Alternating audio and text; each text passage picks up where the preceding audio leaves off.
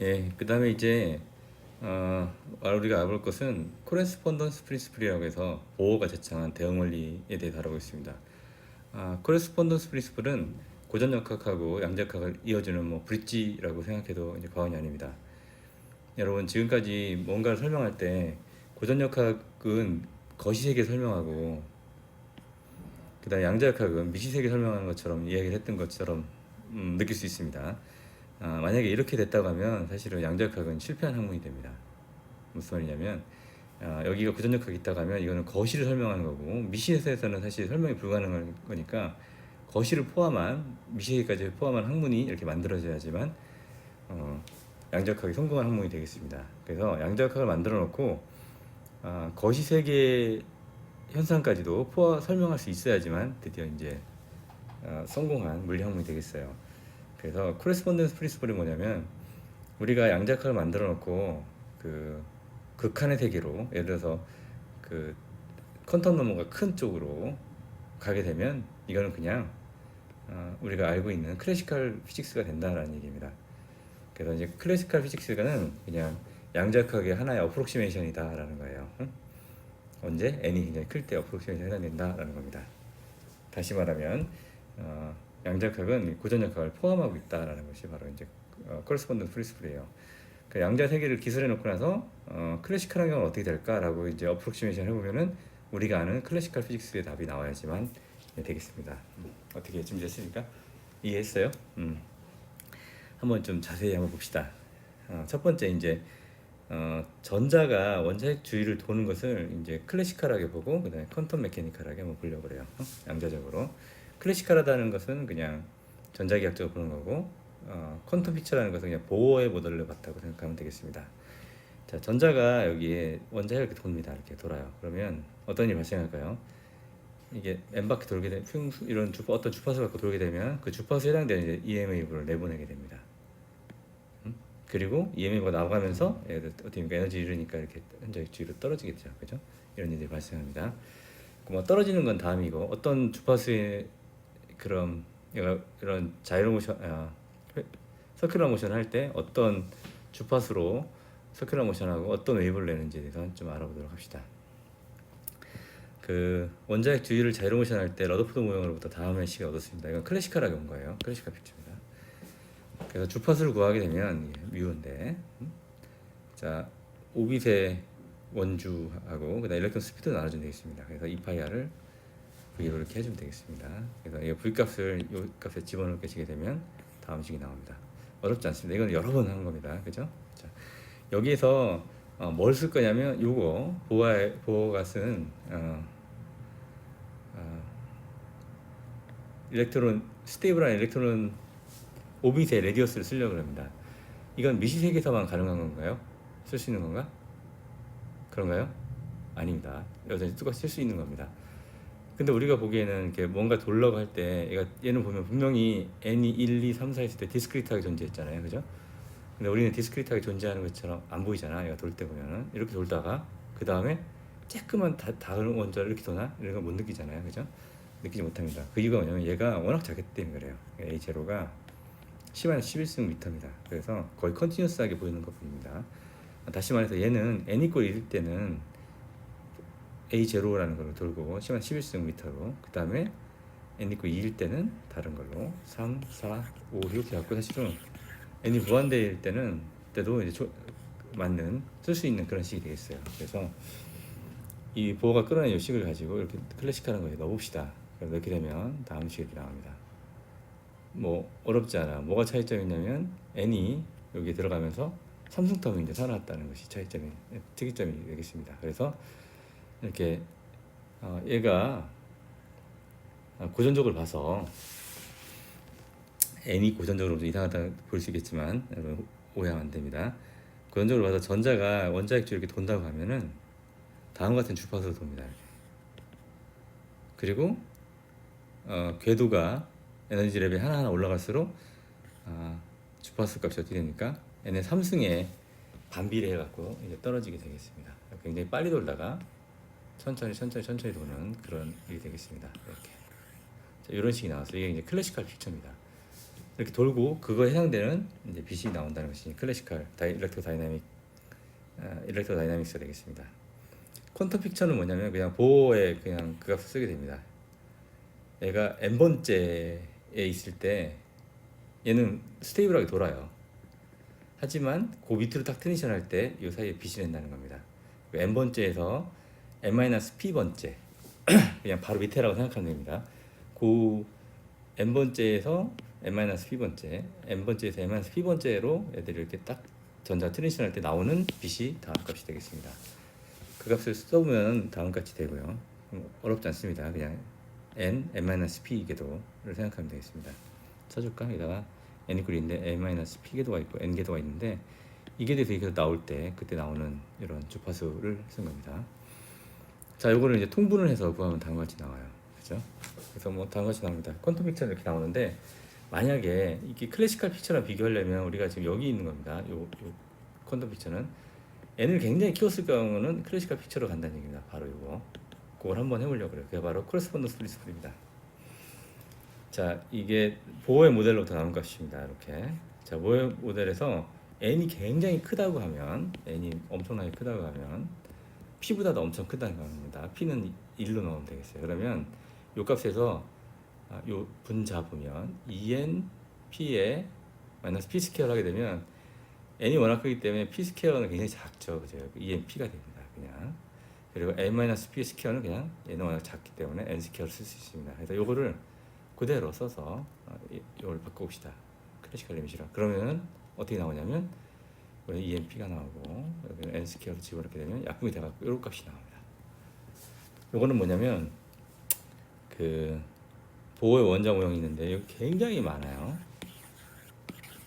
근데 여기서 여기까지 트랜지션 할 때 나오는 값은 요겁니다. 하지만 굉장히 높은 n이 굉장히 많은 데서 높은 데서 여기 조금 떨어질 때 n이 여기 뭐 n이 100만이라고 합시다.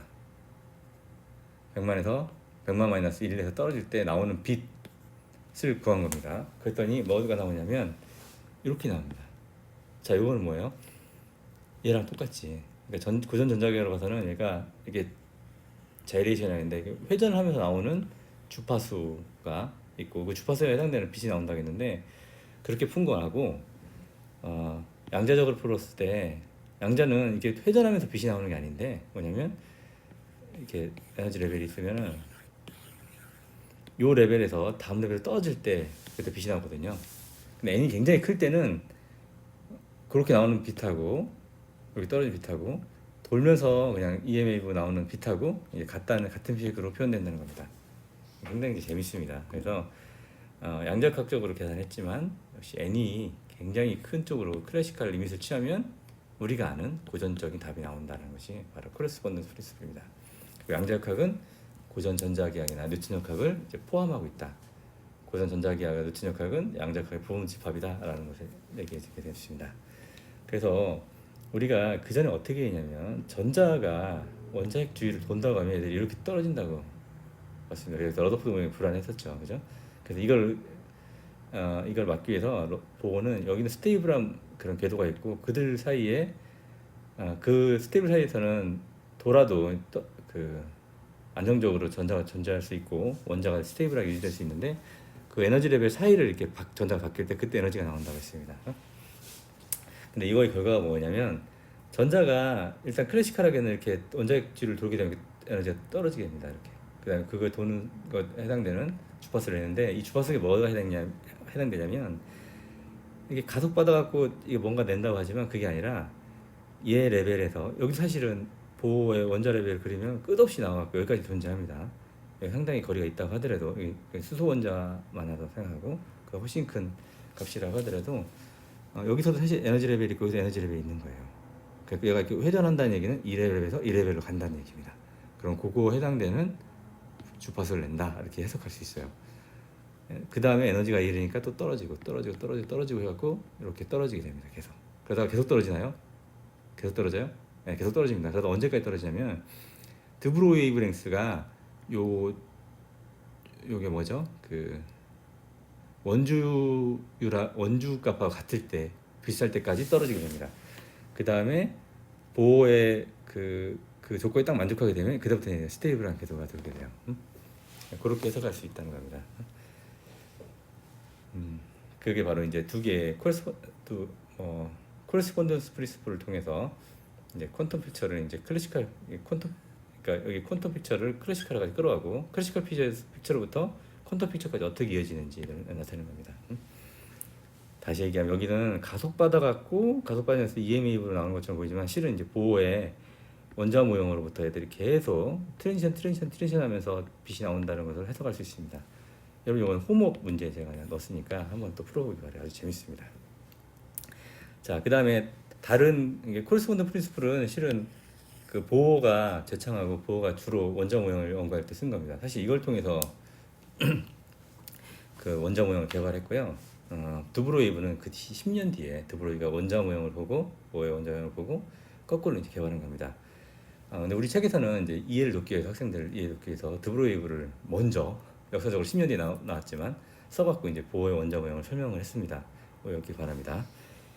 자, 또 하나의 코레스폰던스 프린시플 하나 예를 들어보면은 예전에 그 전에 풀었던 문제인데 이게 보호의 원자 모형에서 나오는 에너지 레벨입니다. 그죠?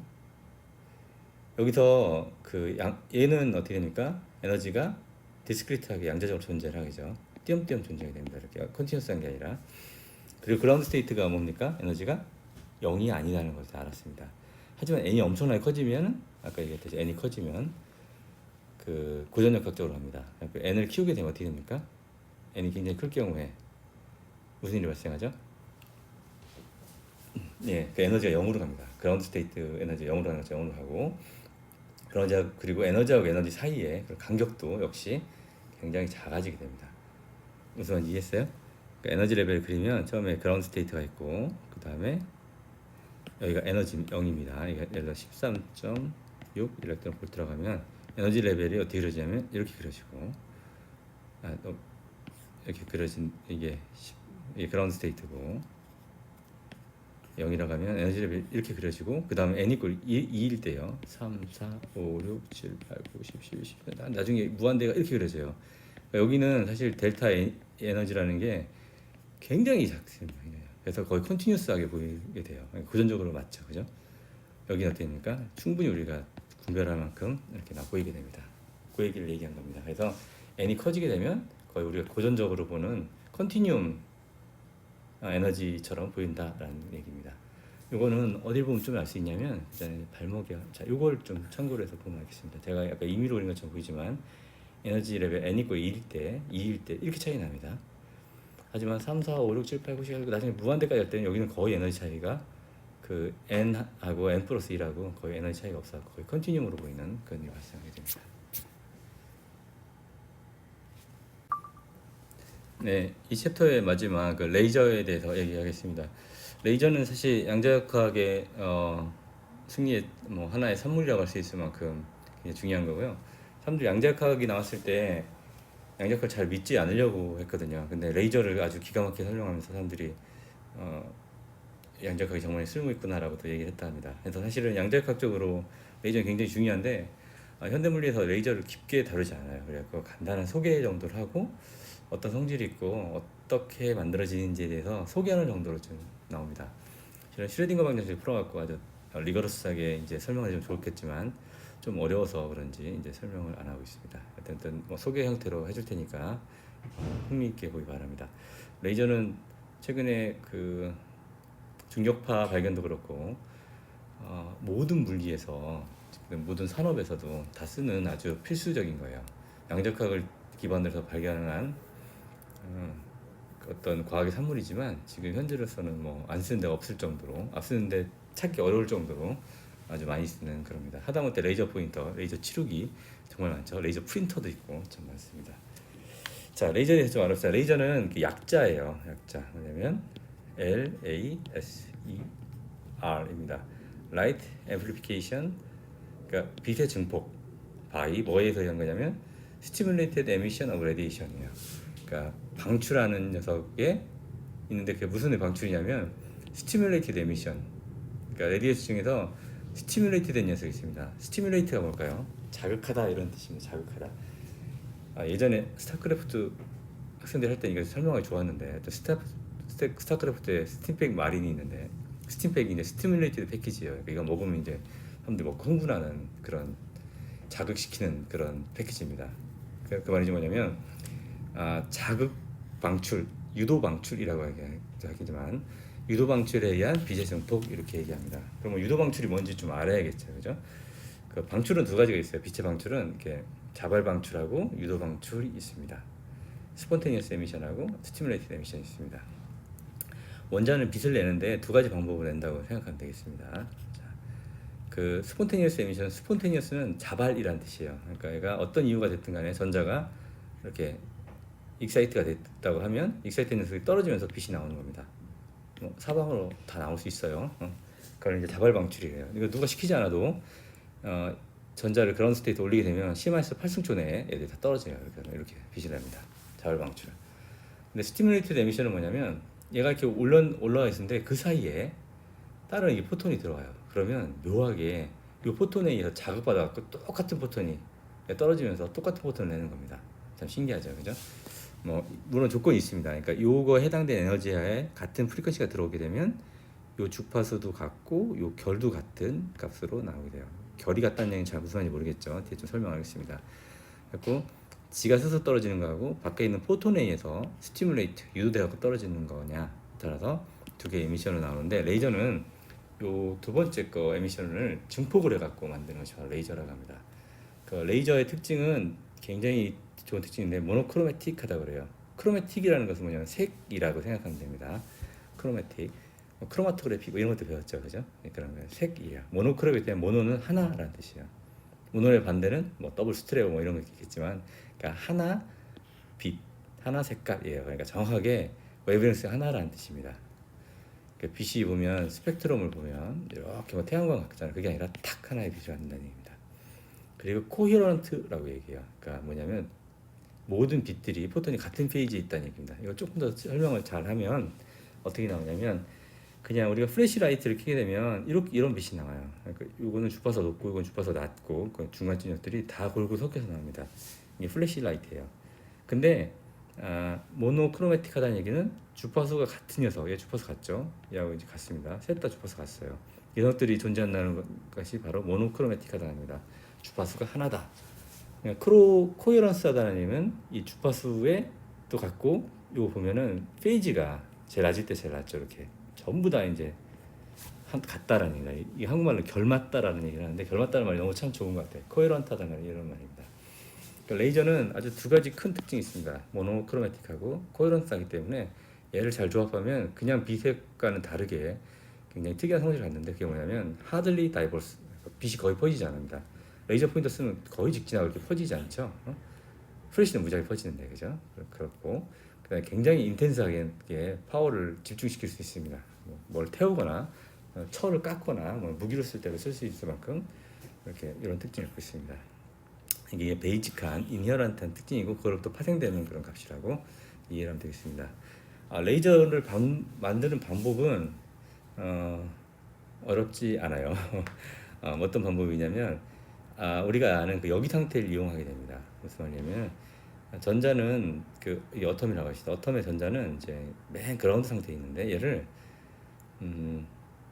다른 일로에서 이렇게 전자를 위로 많이 올려놓습니다. 이렇게 그 상태가 바로 이걸 이제 빛을 올리면 이제 옵티컬 펌핑이라고 하고 여기 굉장히 많이 처음에는 전자가 맨 밑에 가장 많이 있겠죠. 수소 혼자 하나 있으면 수소 혼자 하나 전체적으로 보게 되면 이 그라운드 스테이트에 제일 많이 있고 올라갔다 하면 바로 떨어지게 됩니다. 이런 상태가 돼요. 근데 빛을 막 쏴주게 되면 이 녀석들이 쭉 이렇게 위로 올라가게 됩니다. 그래서 이쪽이 더 많은 상태를 뭐라고 하냐면 population inversion이라고 그래요. 그러니까 인구가 인버스 거꾸로 뒤집혔다라는 겁니다. 뭘로 그렇게 하냐면 이렇게 펌핑인데 얘가 전자를 위쪽으로 퍼올리는 걸 펌핑이라고 하는데 이런 펌핑을 통해서 이런 population inversion이 생깁니다. 여기보다 이제 많아지는 일이 생깁니다. 근데 이 가장 많이 쓰는 펌핑은 옵티컬 펌핑이라고 하는데 막 퍼올리면 얘들 계속 있는 게 아니라 얘들도 훅 떨어져요. 떨어진 녀석들 얘가 많으면 많을수록 많이 떨어지게 됩니다. 그러니까 한참 퍼올리다 보면은 더 이상 안 올라가고 계속 떨어지게 돼요. 그러니까 별로 효과가 없죠. 그래서 어떻게 하냐면 그 하나의 스테이트가 더 존재하게 되는데 메타스테이블이라는 게 존재를 합니다. 그 메타스테이블은 뭐냐면 메타스테이블 스테이트 그 얘는 그냥 스테이트는 웬만하면 2차 스테이트는 갔다가 바로 떨어지는 C-8승 초 내에 떨어지는 겁니다. 근데 일정한 스테이트는 C-3승에서 C-1승 초까지도 버틸 수 있는 것이 바로 이 메타스테이블이라고 할 수 있습니다.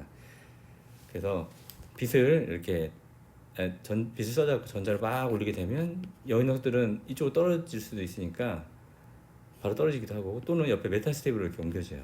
이렇게 이때는 빛이 나올 수도 있고 안 나올 수 있습니다. 그래서 어떻게 되냐면 빛을 옮기게 되면 전자를 빛을 쏘게 되면 전자에다가 얘들이 올라가서 다음 메타스테이블에 이렇게 차곡차곡 쌓이게 됩니다. 라이프 타임이 길기 때문에 굉장히 오랫동안 쌓여요. 이거 차곡차곡 쌓이고 여기서는 계속 올릴 수 있습니다. 왜냐하면 여기 있는 것들이 계속 도망가기 때문에 여기는 올리는데 부담이 안 됩니다. 이렇게 설명하기 좀 어려울 수 있는데 일단 받아들이고 한번 봅시다.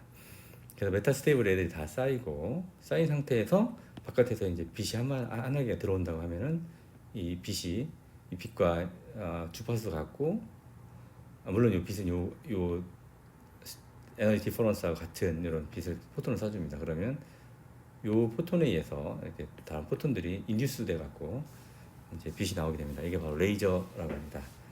그래서 이렇게 빛이 나오는데 좀 더 프랙티컬하게 여기다 뭐 미러를 더 갖고 리프렉션을 갖고 왔다 갔다 하면서 빛이 더 증폭되는데 그건 이제 다음에 과학 시간에 좀 알아보는 걸로 하고요. 근데 여기서 중요한 거는 그 딱 두 가지입니다. 퍼퓰레이션 인버전이 일어나야 되고 인구 역전이 일어나야 돼요. 그라운드 스테이트보다 더 높은 스테이트, 메타스테이블인데 이게 여기에 넘버가 더 많아야 됩니다. 전자가. 하고 그 상태에서 포톤이 들어와야지 우수수 떨어지면서 빛을 하니까 퍼퓰레이션 인버전이 첫 번째고 그 다음 이러려면 메타스테이블이 반드시 있어야 된다라는 겁니다. 이 상태에서 빛이 들어와서 스티뮬레이티드 에미션이 일어난답니다. 왜 스티뮬레이티드 에미션이 일어나는지 얘가 왔는데 어떻게 얘하고 똑같은 주파수를 어떻게 결도 맞아갖고 딱 내는지 굉장히 신기하죠. 양력학적으로 굉장히 깊은 얘기입니다.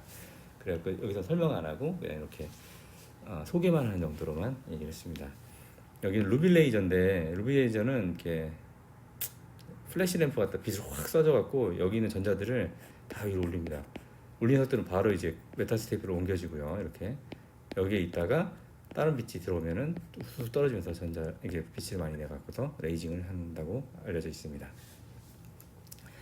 여러분 레이저가 참 현대물에 설명하고 싶지만 이 정도밖에 이제 설명이 안 되는 것 같아요. 책도 그렇고 일단은 소개라고 생각하고 이제 잘 보시고요. 연습 문제도 있으니까 한번 좀 보시기 바랍니다. 아마 메타스테이블에 대한 얘기인데 메타스테이블 굉장히 중요한데 왜 중요한지를 좀 생각해보는 그 정도만 이해하면 현대물리 더 잘 이해하지 않았을까라는 생각이 듭니다. 자, 이번 챕터가 이제 끝났습니다. 챕터 4 열심히 따라와서 고맙습니다. 그 원자 구조에 대해서 알아보고요. 그 다음에 이제 다음 챕터는 이제 양자역학을 드디어 우리가 들어가게 됩니다. 슈레딩거 방정식을 배워갖고 양자역학을 제대로 나름 포멀리즘 갖고 공부하는데 지금까지 걸 잘 이해해야지만 사실은 양자역학을 이해할 수 있으니까 지금까지는 올드 퀀텀 메케닉스에서 양자역학이 정말 태동하기 전에 1930년대 바로 전까지를 배울 겁니다. 30년 전까지. 그러니까 여러분들 잘 그 리뷰를 통해 갖고 팔로우 잘 해줬으면 좋겠습니다. 특히 이번 챕터는 중요하니까 이그젠플하고 그 다음에 네 문제를 제가 추천합니다. 꼭 한번 풀어봐서 개념 잡는데 꼭 도움이 되시길 바랍니다. 예, 혹시 또 질문사항 있으면은 웹사이트나 아니면 여기 메일로 적어서 질문해 주면 되니까 또는 그 사이버 캠퍼스에 올려갖고서 서로 소통할 수 있는 기회를 가졌으면 좋겠습니다. 여러분 수고했습니다. 챕터 5에서 만납시다.